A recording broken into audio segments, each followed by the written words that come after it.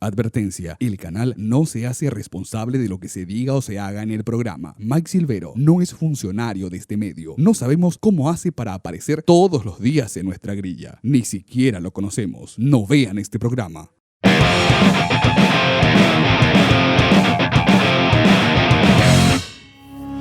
¿Qué tal? Muy buenas noches. Es noche de sábado y es noche de preguntas y es noche de respuestas.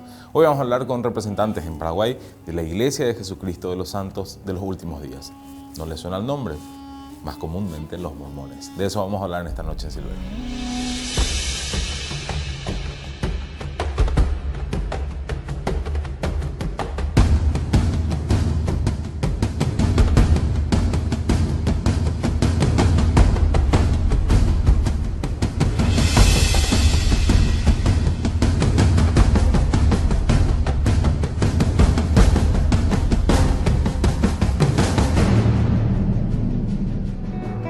Licenciado Daniel Teixeira, licenciado Marcos Sosa, gracias por recibirnos. Queríamos conocerlo y digo, para comenzar, Iglesia de Jesucristo de los Últimos Santos, no, de los Santos de los Últimos Días. Así es. Ahí es, perdón. Es. La Iglesia de Jesucristo de los Santos de los Últimos Días. Bien largo, ¿verdad? Y creo que un poquito por eso es más fácil que nosotros desde la ignorancia le digamos que son mormones. Así es, sí, sin duda es un nombre bastante largo. Pero el propósito es justamente seguir la instrucción que creemos recibimos de Dios, que ese debería ser el nombre de la iglesia. Y tiene mucho significado en cada una de sus partes. Primero, que es la iglesia de Jesucristo.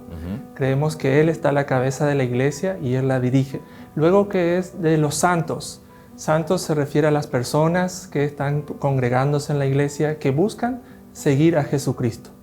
Y de los últimos días tiene que ver que creemos que estamos en los últimos días próximos a la venida de Jesucristo nuevamente. Entonces hay mucho contenido en ese nombre. No, claro, y cómo está estructurado así. Y licenciado, ¿nos puede explicar qué funciones cumplen ustedes dentro de la iglesia en Paraguay? Sí, yo estoy como elder, donde estoy en representación del elder que dirige la obra aquí en Paraguay. Estoy ayudando en la parte de comunicación de la iglesia actualmente. Bueno, la mía es como presidente de Estaca, que es de una unidad, vamos a decirle, de un grupo. La mía es de Ñemby, donde presido, y este título viene haciendo mención a un versículo de Isaías, ¿verdad? Que habla de fortalecer sus estacas, ¿verdad? El presidente de Estaca dirige la obra en cierto sector geográfico, delimitado también, ¿verdad? Donde hay varias unidades. En el caso mío hay 9 unidades. Te puedo citar unidades como de Lucerito, de Ñemby, de Upané, de Guarambaré, de Thompson, de Villeta. Toda esa zona sur. ¿Y en Paraguay cuántas, cómo decía, unidades le dicen? Capillas, unidades, sí. Capillas. En Paraguay, ¿de cuántas capillas estamos hablando? Y ¿tienen idea de cuánta gente, digamos, hoy profesa? Sí, tenemos cerca de casi 100 capillas en todo el país y profesan cerca de 9.000 personas. ¿Y eso en qué tiempo se dio? ¿Cuándo fue la primera llegada a Paraguay? Wow. Empezaron allá en los 60 más o menos y luego fue creciendo.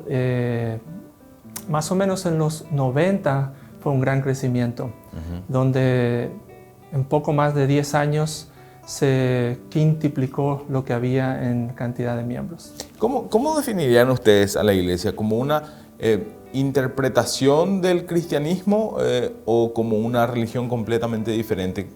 Digamos, para hacernos una idea y empezar a encontrar similitudes quizás con lo que hemos conocido. Bien, la iglesia es cristiana, creemos en Jesucristo, como hablamos en el nombre, seguimos sus enseñanzas, creemos en la Biblia y aprendemos lo que Jesucristo nos enseñó allí. Y creemos que cuando Jesucristo estableció los apóstoles en su época, y luego, más adelante, cuando fallecieron y todos los apóstoles, creemos que se perdió la autoridad que Jesucristo había dado a sus apóstoles. Y que más adelante entonces fue necesario una restauración de esa autoridad, que es lo que ocurrió con José Smith en los años 1830, donde Jesucristo restaura a esa autoridad y entonces empieza nuevamente a ver su iglesia sobre la tierra. Y tienen la particularidad que en esta, sumado digamos a la Biblia como elemento para la religión, le suman otros textos, lo que los hace una religión particularmente nueva en comparación con todas las que vimos últimamente por esto de no hace ni 2 siglos, ¿verdad? Y que hay como un lazo más fuerte de la idea de Jesucristo con América. Así es.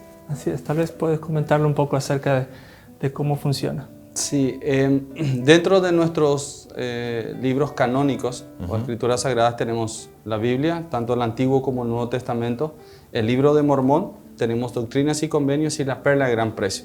El Libro de Mormón es la clave de nuestra religión, como lo dijo José Smith, ¿verdad? Porque toda ella se basa en nuestra creencia y todo ello en la visita de Cristo, como te había mencionado aquí en las Américas, que se dio después de su resurrección, visitó a nuestros antepasados, dejando así un registro. Igualmente comienza este registro, el Libro de Mormón, con una familia de ley que parte de Jerusalén 600 años antes de Cristo, antes que el pueblo babilónico tomara posesión del pueblo de Israel.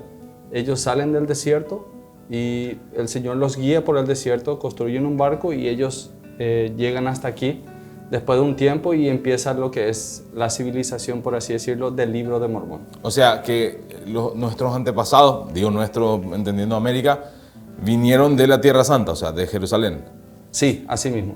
Ahí me llama esa parte de la atención porque siempre al rabino le dijimos cómo le costó a Moisés llevar 40 años tardar en ir de Egipto hasta Jerusalén, ¿verdad? Pero claramente no era la misma persona que tenía el mapa para cruzar el Atlántico, ¿verdad? O sea, porque estamos hablando de mucho tiempo atrás. Sí. ¿Cómo se justifica eso en estas escrituras que son encontradas, son percibidas? ¿Cómo se sabe de esto? De esas escrituras. Sí.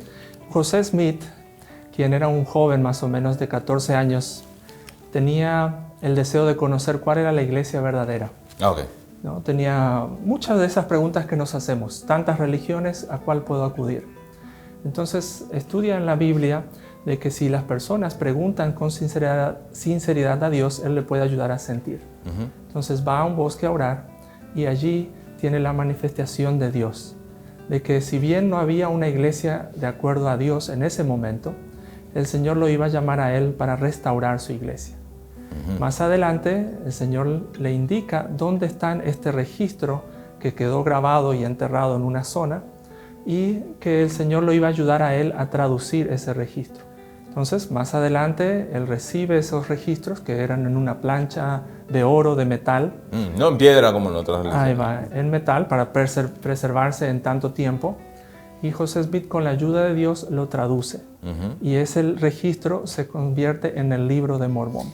¿Y qué tiene de particular eso para que lo requieran además de la Biblia? O sea, ¿no era suficiente con lo que ya dice la Biblia? ¿Qué le suma el Libro del Mormón a la creencia de ustedes?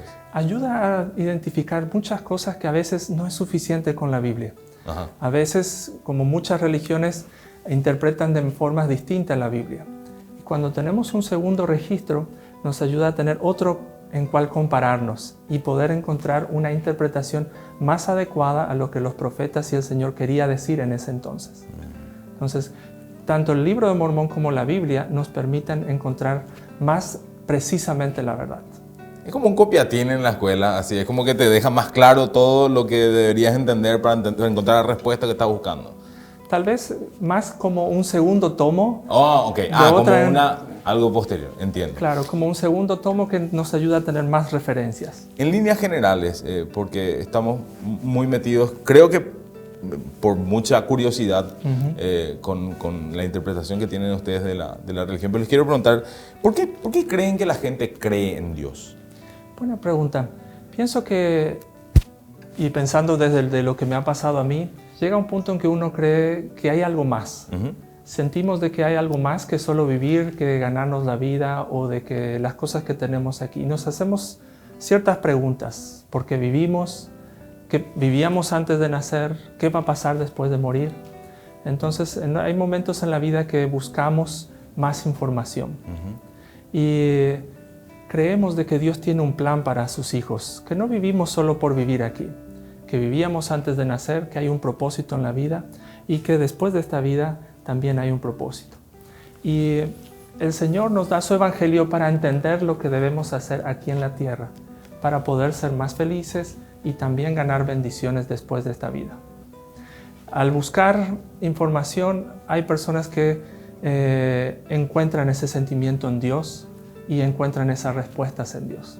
Entonces, puede ser una de las razones por qué las personas creen en Dios. Absolutamente, y estimo que es una razón muy válida porque entiendo y lo siento que es lo que le pasó a usted. Así es. Digamos, comparando, porque es imposible no comparar con el catolicismo o con el evangelicalismo, ¿hay diferencias sustanciales en la manera de entender la vida de parte de ustedes? Digo, en el día a día, en los ritos, en cómo vemos las familias, ¿o es muy parecido? Bueno, hay mucha similitud en muchas cosas. Al seguir a Jesucristo y tratar de cumplir con lo que Él nos enseñó, entonces creemos en las familias, creemos en los lazos de amor que se deben formar entre estas, creemos también en la vida después de esta vida, creemos en esta vida hacer las cosas lo mejor que podamos y lo más parecido a seguir el ejemplo de Jesucristo. Y eso, muchas personas que siguen las enseñanzas de Jesucristo también enseñan eso. También, aparte, creemos en más escrituras, creemos que el Señor también puede darnos profetas en esta época, como lo hizo en la época del libro de Mormón, en la época de la Biblia.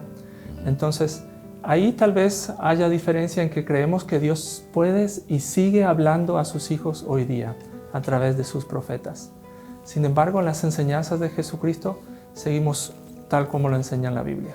Creo que podemos definirlos como una religión muy activa, porque siempre se los ve caminando en las comunidades, acercándose, y casi siempre de a dos, ¿verdad? Yendo a las casas a golpear. ¿No sienten de por ahí que es como intimidante encontrarse con dos personas que te quieren hablar de algo? Digo, ¿cómo reacciona la gente en Paraguay cuando uno va con esta interpretación de nuestro mundo? Bueno, la verdad, siempre el hecho de que alguien venga y quiera hablar contigo, tal vez pueda decir, bueno, ¿qué será que quiere, verdad? ¿Me va a robar? Pero no, la gente en Paraguay es muy amigable y sin duda conoce que estos dos misioneros tienen otra apariencia, otra función. Es muy conocido ver misioneros en la calle. Correcto. Y sí, entonces el hecho de que puedan invitarles a recibir o a conocer más, y bueno, la persona decide si le interesa más o no. ¿Y eso es obligatorio? O sea, ¿alguna vez ustedes también tuvieron que ser misioneros para estar dentro de la iglesia? Coincidentemente ambos sí lo fuimos. Sí. De hecho, a mí me tocó servir aquí en Paraguay. Para poder llegar a ser misionero, o sea, vos llegás a una edad, ahora a los 18 años, vos preparás tus papeles, le decimos nosotros, ¿verdad? Estudios médicos y toda la parte dental, incluso física y todo, y enviamos esa solicitud a la oficina general que está en Utah. Ese llamamiento, nosotros lo llamamos así, se recibe a través del profeta. Luego eso viene y ellos nos designan dónde servir, ¿verdad? A mí particularmente, y estoy agradecido, ¿verdad? Que me tocó servir acá en Paraguay. Estuve prácticamente... Bueno, pero podías haber recorrido América. Hay lugares muy bonitos en toda América. Y en realidad, pero tocó Paraguay. Me tocó Paraguay y es por 2 años. Se sirve por 2 años. Diferentes áreas, diferentes lugares, ¿verdad? Yo estuve por Encarnación, Coronel Bogado y cosas. Y aparte de hacer, digamos, casa por casa, asisten a comunidades. Sé que también hacen eso dentro no sé si es muy público, si se habla de eso, si está mal. Por eso les pregunto, lo de asistencia a las comunidades y hacer como un trabajo social dentro. Totalmente, sí, totalmente. Sumando lo que decía Marco, el servicio como misionero es voluntario.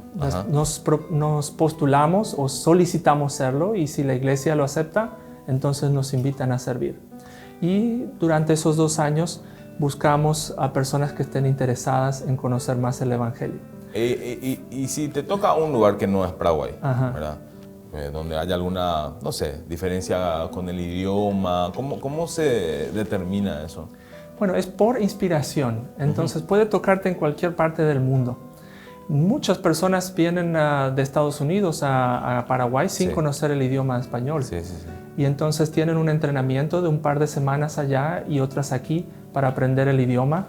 Y lo más interesante es que con la ayuda de Dios, con su fe en que lo pueden hacer, a veces en pocas semanas están ya comunicándose con las personas. Y en ese periodo de misión que tienen, ¿cómo es la comunicación con las familias? Hoy día la tecnología permitió muchas cosas, ¿no? Y hoy pueden hablar una vez por semana con la familia en videollamadas, ver cómo están, contar sus experiencias, recibir apoyo de los padres y tener ese lazo padre-familia, hijo y familia donde puedan compartir cómo está viviendo su misión. Y si hay un ratio, se puede calcular en Paraguay, de cada cuántas casas que uno golpea y saluda, cada cuántos no hay un sí. La verdad, siempre hay más no, ¿verdad? Pero siempre... Como en cualquier venta, o sea, si uno cosa. está, en cualquier caso uno golpea y es más probable que tenga el no por seguro antes que... Sin embargo, realmente al final encontrás personas que están interesados en buscar y lo más lindo es que los misioneros no obligan de ninguna forma, sino que le presentan el mensaje e invitan a las personas a consultar ellos mismos con Dios para saber si lo que le están enseñando es correcto. Y bueno, normalmente, más o menos se convierten y se unen a la iglesia cerca de unas 1000 personas al año en el país. ¿Cómo sería para ustedes si un día toca la puerta a alguien diciendo, vengo a hablarles de que no existe Dios? Un ateo ferviente que vaya a golpearles la puerta. ¿Qué se hace ahí? ¿Se le cierra la puerta y dicen no, gracias, o se le invita a pasar a escucharle? Bueno, podrían simplemente escuchar, podrían buscar compartir ideas, etc. Sin duda, el hecho de que la persona pueda opinar también va a estar dispuesta a escuchar la opinión de la otra parte. Y eso también hacen los misioneros. Cuando presentan el Evangelio, escuchan las creencias de las otras personas. Les iba a preguntar, tengo muchas preguntas y perdón que estamos más curiosos que de costumbre, creo, con esta religión, porque técnicamente los vemos como primos de la iglesia que es más tradicional en nuestra cabeza, que es la católica, pero con estas diferencias que creo que nos estamos enterando ahora. ¿Ustedes serían religiosos en cualquier parte del mundo porque ya vienen de familia en esta religión o primero tuvieron otra fe y encontraron en esta religión lo que les satisface? Buena pregunta, Mike. Realmente, independientemente de si naciste en una familia que ya estaba en la religión o la conoces ya de grande o adulto, todos en algún momento necesitan preguntar a Dios ellos mismos sin tener un testimonio por sí mismos. Si hablo en mi caso, mi familia era miembro de la iglesia en el momento que yo nací. Sin embargo, a eso de los 13, 14 años, uno cuestiona muchas cosas. Y hoy día, realmente el hecho de que un padre sea de una religión no garantiza que su hijo esté interesado en eso. Entonces, más o menos en esa edad también busqué mi propia confirmación, o sea, saber por mí mismo que la iglesia era de Dios y que era el camino que yo debería hacer. Y con un testimonio propio, con una experiencia propia, decidí continuar el camino que habían tomado mis padres. ¿Y Marco, su caso? No, mis padres eran católicos. De hecho, cuando yo me uní a la iglesia, tenía 2 hermanas que se habían unido. Yo tenía 9 años cuando pedí que los misioneros llegaran a casa, me enseñaran. Y al igual que todos nosotros invitamos a las personas a que oren y pregunten a Dios con respecto a eso, tuve la oportunidad, escuché. De hecho, tuve que esperarle a mi mamá después de haber tenido mi respuesta. Yo pedí unirme a la iglesia, mis padres estuvieron de acuerdo. Mi mamá, cuando eso estuvo en Buenos Aires, ella tenía que venir a firmar mi autorización para que yo pueda ser bautizado y participar incluso ellos en mi bautismo, teniendo 9 años. Y de ahí en más, nunca ninguna duda al respecto de que este era el camino. El hecho es, Mike, de cuando se busca realmente respuesta a esas grandes interrogantes de nuestra vida, llega un punto en que nos sentimos muy susceptibles a todo, en donde buscamos la razón de nuestra existencia. O sea, ¿por qué Mike, verdad? ¿Por qué Marco? ¿Por qué esto? ¿Qué es lo que se espera? ¿Qué es lo que yo tengo que alcanzar? ¿O qué es lo que yo quiero? ¿Por qué todo esto, verdad? Entonces, llegado eso, y de hecho la iglesia incentiva mucho eso, a la lectura de las escrituras y luego a seguir lo que hizo José Smith, lo que dice en Santiago 1:5, que es preguntar a Dios. Si alguien tiene falta de sabiduría, pídasela a Dios.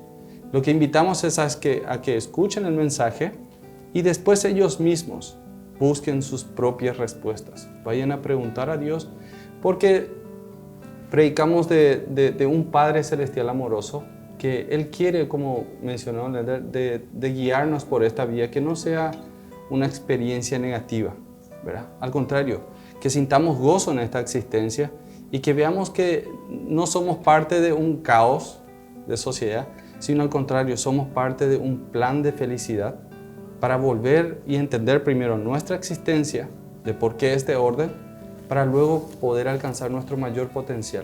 Estamos hablando con representantes de la Iglesia de Jesucristo de los Santos de los Últimos Días. ¿Viste que me salió? Venimos después de la pausa.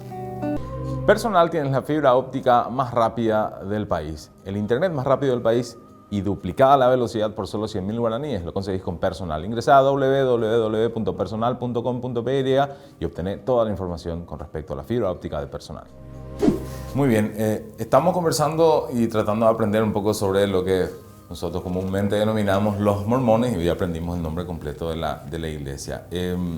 ¿Hay un líder de la iglesia, así como por ejemplo en la iglesia católica hay un papa? ¿Hay un líder? ¿Dónde está? ¿Cómo se lo elige? ¿Qué función cumple, aparte evidentemente la de ser líder de la iglesia? Sí, la iglesia tiene un presidente, el cual es profeta, vidente y revelador. Lo consideramos un profeta del Señor. Actualmente es el presidente Russell M. Nelson. Es una persona de más de 90 años.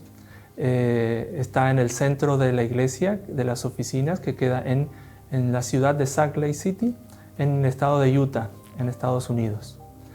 Normalmente hay también apóstoles, tanto como hubo en la época de Jesucristo.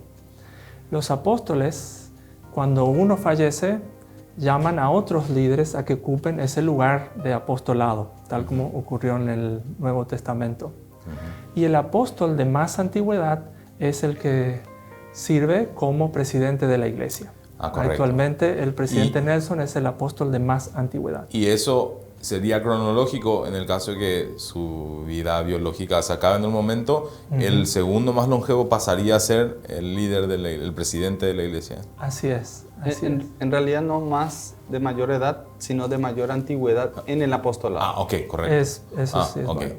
Y esa es, bueno, en el caso, por ejemplo, de los religiosos católicos, no es que se aspira, pero digamos, hasta tiene como un estatus pasar, por ejemplo, a ser cardenal del Papa o ser obispo.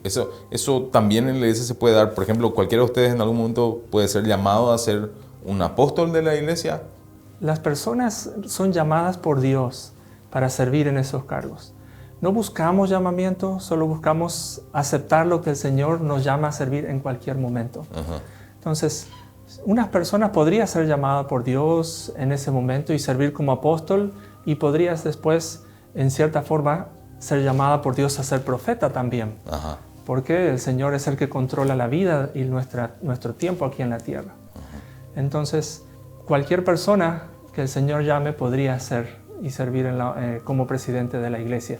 Claro, va a ser llamado como apóstol y después va a ser llamado como presidente de la iglesia. Si estoy vivo todavía, algunos de ustedes llegan, me tienen que dar una entrevista en ese momento. Ya lo estamos haciendo. Sí, ahora, o sea, pensemos a futuro, desarrollemos esta relación. Pero es un privilegio. Gracias de nuevo por recibirnos. ¿La fe es un don para ustedes? La fe es un principio. Si buscamos tener fe en el Señor, hay algo que debemos hacer de nuestra parte para tener fe. Tener un deseo de creer. Y cuando empezamos a tener un deseo de creer, el Señor empieza a darnos más señales, más información. Y si nosotros reaccionamos bien, obedeciendo, interesándonos, buscando más, cada vez esa fe va creciendo a convertirse en algo que lo decimos es un testimonio, un sentimiento seguro dentro de que eso es lo correcto y es lo que es verídico. ¿Y los ateos vinimos fallados o qué nos pasa? ¿Por qué no se nos despierta ese lugar de la búsqueda de la fe? En realidad, así como hace rato estábamos conversando, la fe es un principio de acción de todo ser inteligente en realidad, ¿verdad? Si describimos a la fe como las escrituras mencionan en hebreo de que la fe es la certeza de lo que se espera, la convicción de lo que no se ve. Entonces todos nosotros vivimos por la fe. La fe no es un principio religioso, en realidad todos vivimos. Si tomamos esa cronología o ese significado de fe, entonces vos trabajás todos los días esperando la certeza de que vas a cobrar un sueldo a fin de mes. Sí. Entonces, día a día, Vos ejerces tu fe, levantarte, no importa el clima, no importa, vos hacer los sacrificios necesarios porque vos sabés que esa acción te va a llevar a vos una recompensa. Hablaba yo con un amigo no creyente y él me dijo, ese es un principio de la religión. Yo le dije en realidad que no. Y él era chapista, yo justo me fui a llevarle mi vehículo y le dije, bueno, convénceme que lo que vos me vas a reparar ahora, lo vas a hacer ahora. Me dijo, no, esto me va a llevar un tiempo y me explicó. Entonces le dije, eso es fe. Yo tengo que creer que lo que vos me decís, que esto que está abollado, no voy a tener ahora, sino que siguiendo un proceso vos, yo voy a poder ver ese proceso y vos hacer que yo crea en vos, que sos capaz de poder realizar ese trabajo. Entonces, yo tengo que ejercer fe. Es una creencia, una certeza, una convicción que vos tenés, pero que yo aún no veo. Pero tengo que confiar en vos. Es un acto de fe muy importante creerle a un mecánico. Sí. No es poca cosa. Pero volviendo, sumando a lo que decía Marco, Dios nunca mandaría a las personas en una cierta desventaja a la tierra, decir, bueno, tú estás programado para no creer, tú para creer. No, Él, como todo padre, busca que sus hijos hagan lo correcto, pero le deja la libertad de que lo hagan por decisión propia. Y esa es una parte que a mí siempre me cuestiona y me gusta preguntarle a la gente que siente esa certeza. Si Dios es omnisciente y lo ve todo a lo largo del tiempo y espacio, si existe finalmente un libre albedrío. O sea, si nosotros somos quienes podemos tomar esas decisiones o todo ya está escrito. Mira, si tuviera todo escrito, entonces, ¿qué pasaría con nuestro albedrío? ¿Cómo podríamos ejercer? ¿Cómo podríamos sentir dueños de nuestros resultados? Sin embargo, imagínate, puedo usar un ejemplo como en el pronóstico en el fútbol. Viendo ciertas cosas, podés pronosticar un resultado. Sin embargo, puede ocurrir otras cosas todavía. Entonces, a pesar del conocimiento de Jesús, de Dios y su omnisciencia, aún nosotros puede tener una percepción hacia dónde vamos, pero en realidad también nosotros decidimos al final el resultado final. Entonces, sí hay espacio para poder elegir. ¿Cómo sienten ustedes que encaja la fe con la ciencia? Hay como muchos motivos de discusión alrededor. Por supuesto que siempre marcamos que hay científicos que profesan, pero en la comunidad científica la no creencia es cada vez mayor. Entonces me preguntaba cómo sienten ustedes que encaja la ciencia dentro de la fe, como por ejemplo la teoría de la evolución. La ciencia hay cosas que estás 100% segura, hay cosas que son teorías que cree o tiene una percepción de lo que podría ser, Sí, y hay cosas que realmente no tiene idea de lo que está pasando todavía, ¿no? Un ejemplo es cómo manejar este virus actualmente. Entonces, siempre la ciencia tiene un límite que de ahí todavía no ha llegado y va a seguir descubriendo cosas. Entonces, no hay una incompatibilidad en la ciencia con la religión. Sin embargo, creemos que hay una parte que todavía la ciencia no ha llegado a la verdad correcta o completa, en la cual podemos asumir las cosas que hace Dios y cómo Dios obra. Entonces, si bien hoy día hay cosas que todavía la ciencia no ha llegado o que todavía no está 100% segura o que cree, mañana puede todavía descubrir cosas nuevas, aumentar más información a las que ya tenía y llegar a nuevas conclusiones. Entonces, no hay una incompatibilidad, simplemente información que todavía no se ha descubierto.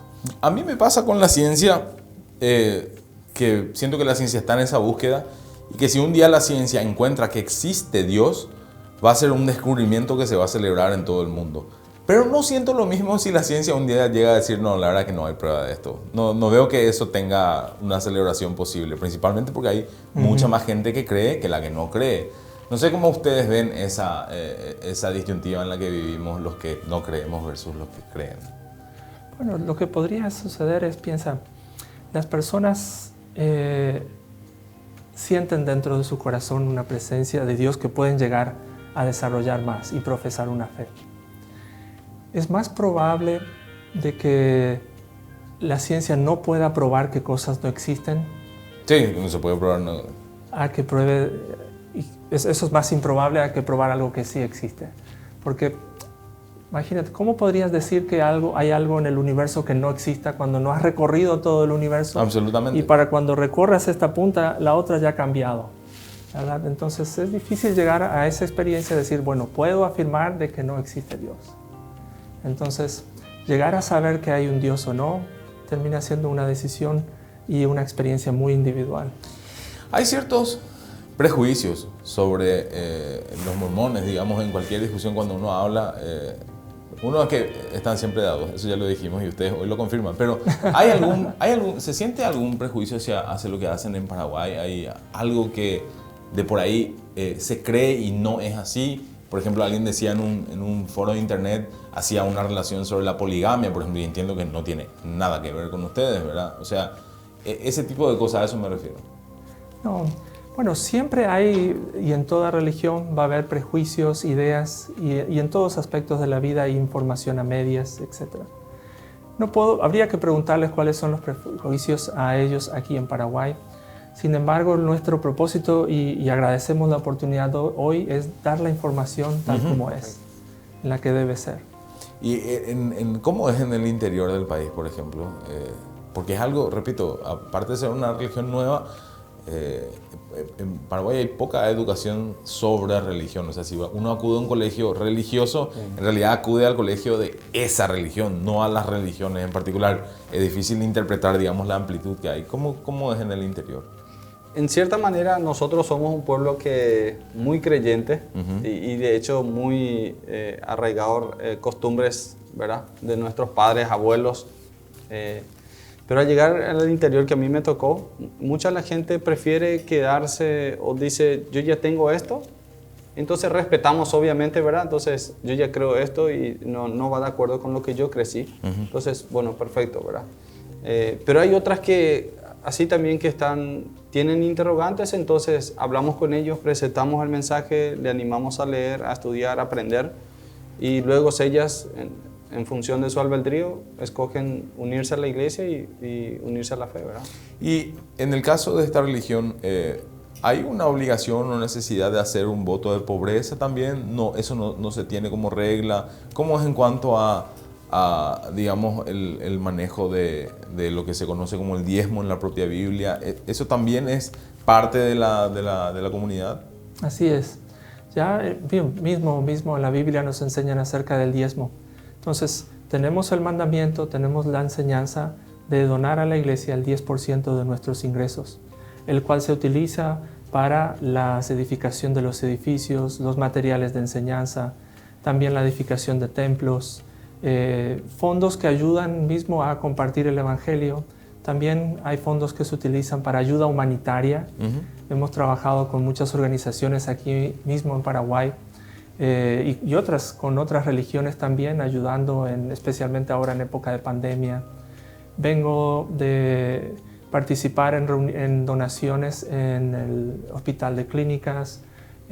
También se donaron tapabocas al inicio de la pandemia. Programas de ayuda de estimulación temprana en niños. O sea, todo eso se junta para poder ayudar a la comunidad en distintos aspectos. Y ustedes, aparte del trabajo en la iglesia, tienen empleos así es. O sea, esto es como esto es parte voluntario. de su tiempo, es voluntario y es part-time. Esto es voluntario, lo llaman el credo, o sea, los líderes en la iglesia son voluntarios y no es un clero pagado, sino que trabajamos en nuestros empleos y hacemos esto en un servicio a Dios, ¿no? Los llamamientos en un líder en una región es alguien que también está trabajando, cuida a su familia y bueno, en su tiempo adicional sirve dentro de la iglesia. Claro, tiene para su ande, tiene para su luz. Tal cual. Y hablabas al principio del voto de pobreza o de... En la iglesia buscamos y vemos al Señor. Él quiere lo mejor para nosotros, quiere que aprendamos a ser autosuficientes, a desarrollarnos intelectualmente, a crecer, porque eso nos permite ayudar a otros también. Tal vez recordarás esa parábola muy conocida en la Biblia del buen samaritano, donde él, a través de tener medios, pudo ayudar a otro que había sido asaltado, que había sido robado, pagando en el mesón el cuidado de este. Bueno, el Señor nos enseña a ser autosuficientes, que podamos cubrir nuestras necesidades, no solo para cubrir nosotros, sino también para tener los medios de ayudar a otros. Entonces vas a notar en la iglesia un deseo de que las personas crezcan, que prosperen, que se desarrollen en educación. La iglesia tiene educación online, universidades online, talleres de cómo desarrollar negocios, de cómo buscar empleo, cualquier cosa que nos ayude a nosotros a progresar, tanto intelectualmente como en nuestro aspecto financiero y de empleo y de trabajo. Usted habló de un bautismo, o sea, ¿es necesario convertirse a la religión? O sea, si tuviese un credo, fuese bautizado en la iglesia católica, tengo que dejar eso de lado y bautizarme en la iglesia. ¿Eso es como un proceso de conversión o cómo se denomina dentro de la iglesia? Sí, en realidad nosotros vemos el bautismo como una ordenanza, ¿verdad? El Salvador se bautizó dando el ejemplo para darnos a nosotros ese ejemplo de cómo seguirle a Él. Y es más bien, el bautismo es un convenio que hacemos con Dios de poder ayudar a otros, fortalecer a otros y nosotros seguir en el sendero que conduce a Él, ¿verdad? Todos aquellos que se unían a Él le tenían a Juan de anticipado y bautizaba y le hacía discípulos a ellos. Y de igual manera también el Señor hoy en día nos pide a nosotros que aquellos que realmente desean seguirle y desean seguir el sendero que conduce a Él, debemos hacer esas ordenanzas, nosotros decimos, ¿verdad? O lo llamamos, y parte de ello es el bautismo, que sí o sí debe ser. El bautismo es una forma externa o física de hacer esa promesa a Dios de que uno quiere seguirle. ¿Y qué gano si me bautizo y un día digo, bueno, quiero estar en esto? ¿Quieres hacerlo? Bueno, es un convenio entre tú y Dios. Es un convenio que vas a hacer con Dios. Entonces, ¿cuál es tu parte de esa promesa? Es, voy a guardar los mandamientos. Ajá. ¿Cuál es la parte de Dios en esa promesa? Es que va primero, a bendecirte con el perdón cuando uno se arrepiente. Ajá. Bendecirte con la guía del Espíritu, que es una ayuda adicional para tener la capacidad de tomar decisiones entre el bien y el mal. Es una ayuda de Dios para saber qué camino seguir a lo largo de la vida. Entonces, esas dos partes de ese convenio se hacen en el bautismo. Y una vez que se me acaba el tiempo en la tierra, ¿qué pasa? ¿Hay un cielo? ¿Hay un infierno? Muy buena pregunta. Nosotros creemos que al morir vamos a un mundo que lo llamamos el mundo de los espíritus o mundo post-mortal, donde tenemos la oportunidad de Dios pueda predicar el Evangelio a esas personas que no tuvieron nunca la oportunidad de conocer el Evangelio aquí en la tierra y que tengan la oportunidad de allí de aceptar o no. Ah, tengo una chance entonces otra vez. Tal vez es una decisión entre tú y el Señor. Sin embargo, hay muchas personas que no van a llegar a escuchar nunca de Dios. Y sería muy injusto de que sean enviados, como se conoce, tal vez a un infierno, si no han nunca tenido la oportunidad. Claro. Entonces, en el mundo que vamos después, es una oportunidad para que todas las personas puedan llegar a tener poder decidir por sí mismas. No porque no se presentó la oportunidad, sino porque decidió en propia. Y si, bueno, guardan y aceptan y siguen, tendrán más bendiciones. Aquellos que tienen y guardan los mandamientos, los siguen, tienen más bendiciones y podrán llegar a vivir con Dios. Tal vez aquellos que no y deciden no, bueno, el Señor tiene un lugar para ellos también de bendiciones. No todas las que le podría dar, pero de acuerdo a lo que la persona está dispuesta y desea recibir. Una tienda de saldos, me gusta el concepto, no conocía este concepto. Hacemos una breve pausa, venimos enseguida. Regional tiene una sorpresa para los que utilizan la tarjeta de crédito. Reintegro del 20% en las veterinarias los sábados en todo el país. Sí, Regional tiene muchos beneficios. Ingresa a www.regional.com.py y fíjate cuál te cuadra mejor con tu tarjeta de crédito. En Regional creemos en vos. ¿Cuánto tiempo le dedican a la iglesia en promedio semanalmente? Nos reunimos cada domingo y normalmente son reuniones de 2 horas. Y después, bueno, tenemos actividades en la semana, puede ser una actividad de aprendizaje, de entretenimiento y, bueno, un par de horas para ayudarnos unos a otros, visitándonos, fortaleciéndonos unos a otros. ¿Y alguna vez se pusieron a pensar que hubiesen sido si no hubiesen elegido, no sé si elegido esta vida o haber tenido el llamado para esta vida que les tocó llevar? Buena pregunta. La verdad que tengo tantas cosas en mi vida gracias al camino a seguir a Jesucristo que no puedo imaginar mucho sin la iglesia en mi vida. De hecho, puedo decir que mucho de lo que soy y cómo soy tiene que ver con lo que aprendo en la iglesia, que me ayuda a tomar decisiones de qué hacer y cómo conducirme en la vida. Pero bueno, la verdad que eso también me obliga a mí a compartir con otras personas para que al menos tengan la oportunidad de decidir si quieren o no lo quieren. En el caso de, están muy enfocados en las familias, ¿verdad? La sexualidad también es parte de la discusión, o sea, se ve como inmoral la homosexualidad, por ejemplo, dentro de la iglesia, no se admite. En la iglesia creemos en tener un código de moral donde las relaciones están permitidas entre esposo y esposa que estén legalmente casados. Cuando una persona tiene una decisión de tener una relación sexual con una persona del mismo sexo, no está aprobado por Dios. Puede que alguien tenga el deseo, pero si no lo hace, si no lo convierte en un acto, entonces no está rompiendo el mandamiento. El asunto es cuando pasan a tener una vida sexual fuera del matrimonio con alguien del mismo sexo. Entonces, llevar una vida moral de acuerdo al mandamiento de Dios es únicamente entre un hombre y una mujer que estén legalmente casados. Pero se puede pensar, no se puede pasar a que eso se convierta en realidad. Tal vez cada uno tiene distintas pruebas en su vida, ¿verdad? El asunto es no convertirlo en una acción. ¿Qué pasaría para ustedes en el mundo si no existieran las religiones? Si pensara de que solamente esto es vivir, nacer, vivir y morir, entonces tal vez no habría un plan. Pero al saber que hay un plan, sabría de que en algún momento, al ser hijos de Dios, Dios va a darnos su evangelio para que podamos entender el propósito que Él tiene para aquí en la tierra.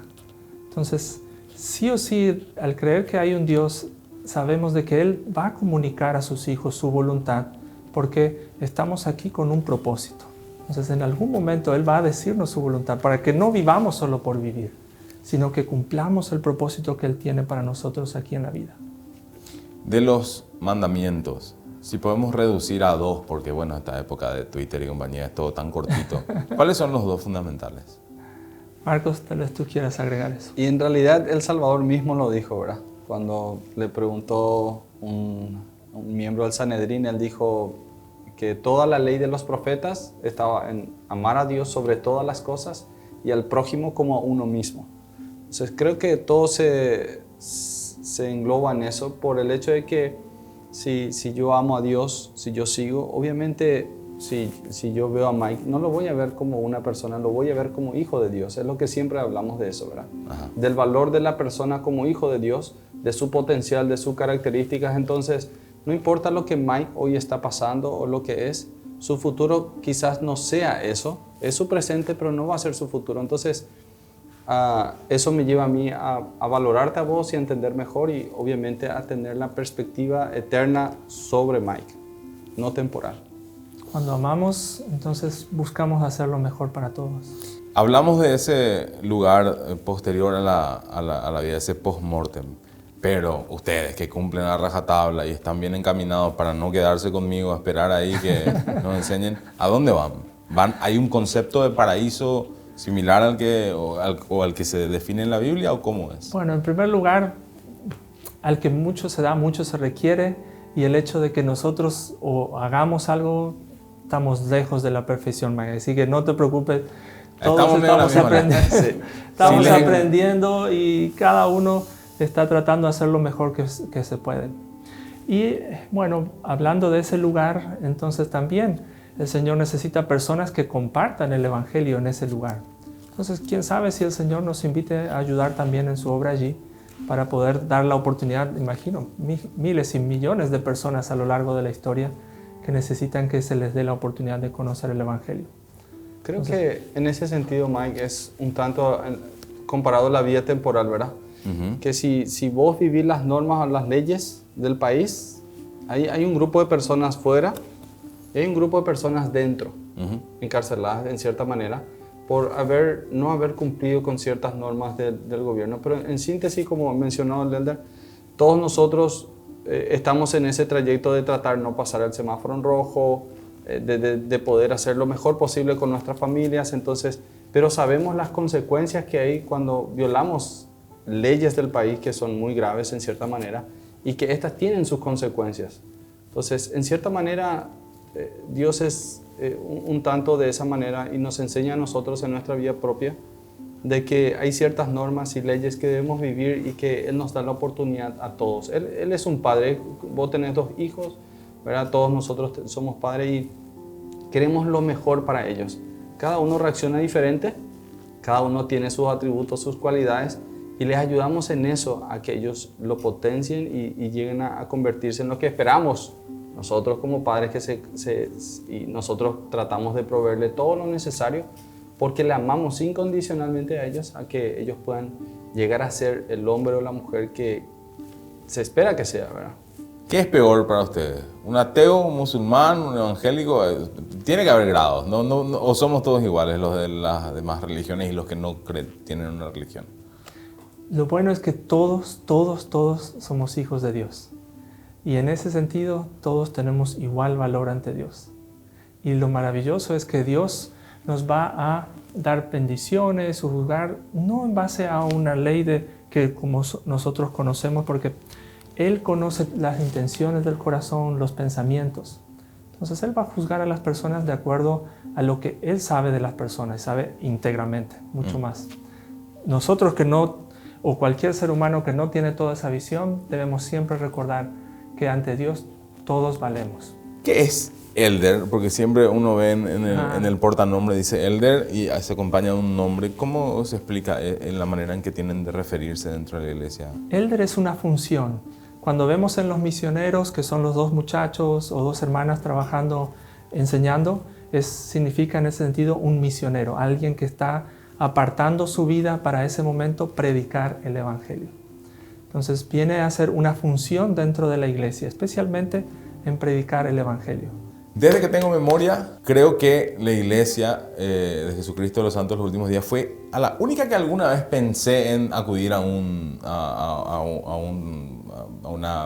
jornada de domingo, porque cerca de donde yo vivía tenía una cancha de básquet muy bonita y siempre que jugábamos nos decían, vengan el domingo a escuchar, y yo decía, yo quiero seguir jugando, pero si es obligación para venir, capaz que me termino yendo, ¿verdad? Y nunca fue obligación, entonces tampoco nunca terminé yendo. Pero les quiero preguntar algo con respecto a limitaciones. O sea, ¿ustedes no consumen alcohol? No. No se consume alcohol. ¿Hay alguna explicación que tenga que ver con los textos sobre eso o es una interpretación que se le encontró después al no consumir alcohol? En realidad, en Doctrinas y Convenios, uno de nuestros escritos también, ¿verdad? Hay una sección o un capítulo dedicado a eso, con lo cual nosotros lo llamamos la palabra de sabiduría. El Señor mismo lo describió de esa manera, ¿verdad? Si leemos en el Nuevo Testamento, Pablo dice que nuestro cuerpo es un templo de Dios donde el Espíritu de Dios mora. Si alguno destruye el templo de Dios, Dios les destruirá a él. El único lugar que tienes para vivir es tu cuerpo. Entonces, como tal y como dado como un don, nosotros debemos cuidar eso, ¿verdad? Una vez preguntaron a alguien, ¿tu Dios te prohíbe comer algo? Y era, no. Él es tan amoroso que se preocupa incluso por lo que yo ingiero. Entonces, sabemos por toda la ciencia y por todo lo que hay, los anuncios incluso, que tanto la bebida como el cigarrillo y otras cosas nocivas perjudican al cuerpo, ¿verdad?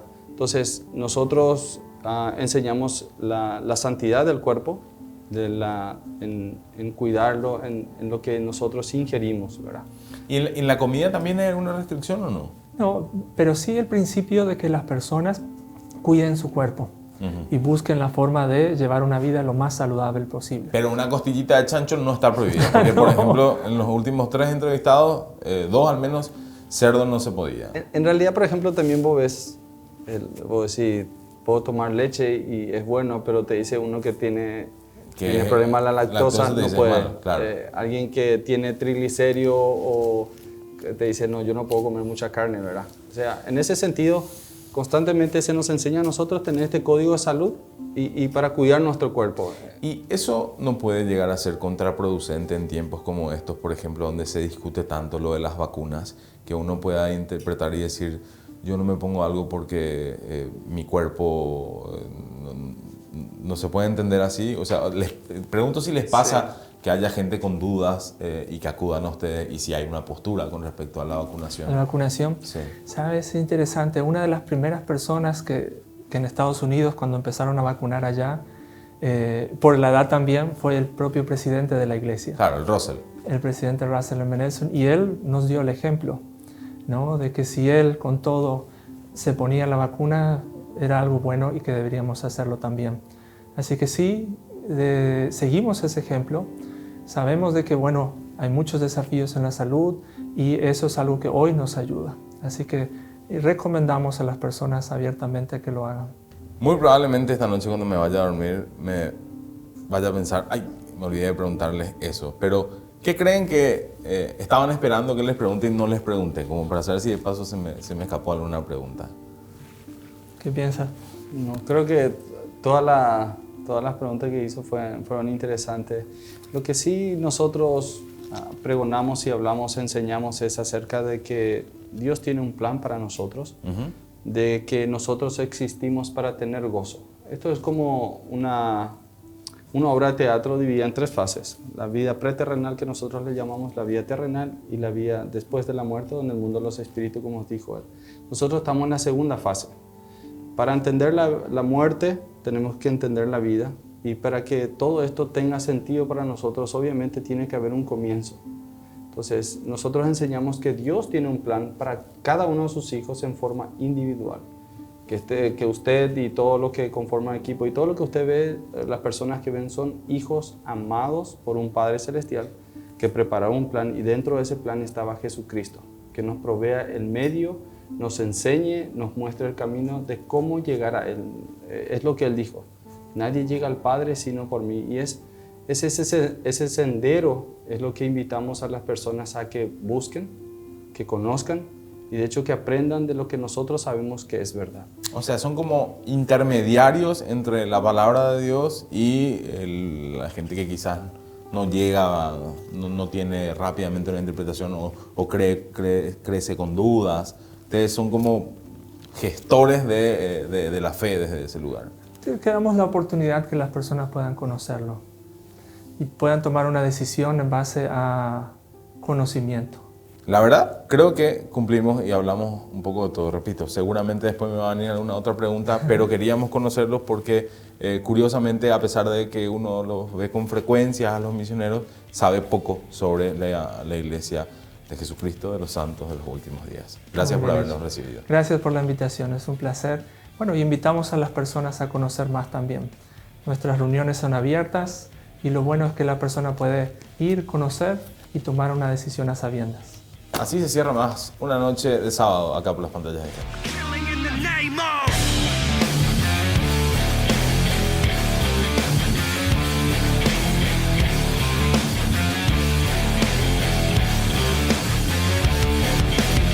Some of those that work forces are the same that burn crosses. Some of those that work forces are the same that burn crosses. Some of those that work forces are the same that burn crosses. Some of those that work forces are the same that burn crosses.